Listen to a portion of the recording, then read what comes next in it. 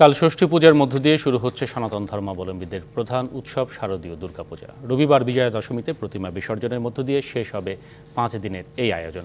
এরই মধ্যে প্রায় সব মণ্ডপে প্রতিমা প্রস্তুত হয়ে গেছে, কোথাও কোথাও শেষ প্রতিমা স্থাপনের কাজ।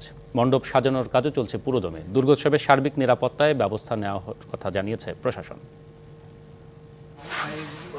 খড়, কাদা, মাটিসহ নানা উপকরণ দিয়ে প্রতিমা তৈরি করা হলেও নাটোরে এবার 50 কেজি ধান দিয়ে বানানো হয়েছে দুর্গাদেবীর প্রতিমা। শহরের লালবাজার কদমতলা রবি সুতম সংঘের পূজা মণ্ডপে দৃষ্টিনন্দন এই মূর্তি নির্মাণ করা হয়েছে। ব্যতিক্রমী দুর্গা প্রতিমাটি তৈরি করেছেন বিশ্বজিৎ পাল ও গোপাল পাল। মূর্তির অবয়ব তৈরির পর ধান গেঁথে পূর্ণ রূপ দেওয়া হয়েছে প্রতিমাগুলোকে। এমনকি অলংকারও সাজিয়ে তোলা হয়েছে ধান দিয়েই।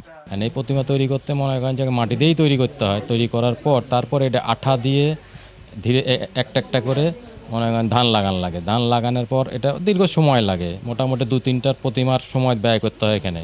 এবছরের এই ধানের প্রতিমার একটা অন্য যে রকম সাড়া ফেলছে মানুষের মধ্যে, এই জিনিস আইডিয়াটা একটু ইউনিক টাইপের, এটা সচরাচর কোথাও হয় না। এদিকে নীলফামারীতে প্রতিমা তৈরির কাজ শেষ হয়েছে মণ্ডপগুলোতে।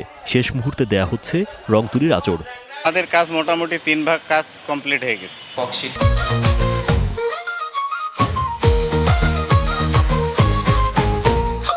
আলপনা করছি, তারপর মা দুর্গার ছবি আঁকছি। পূজা উদযাপন উৎসব মুখর ও নির্বিঘ্ন করতে মণ্ডপগুলোতে নিরাপত্তা নিশ্চিতে কাজ করছে প্রশাসন। আমাদের প্রত্যেকটি পূজা মণ্ডপ ইতিমধ্যে রেকি করা হয়েছে, কোনো থ্রেড আমরা পাইনি।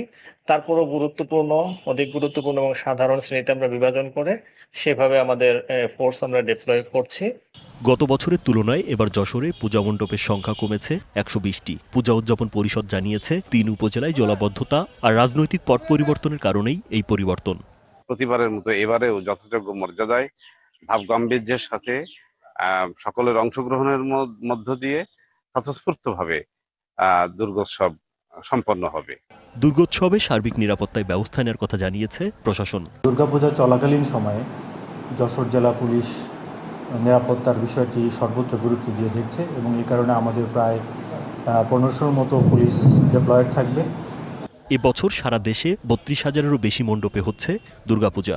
এবার দেবী দুর্গার আগমন হবে দোলায়, আর বিদায় নেবেন ঘটক বা ঘোড়ায়। রাজীব বিশ্বাস, ডিবিসি নিউজ ডেস্ক।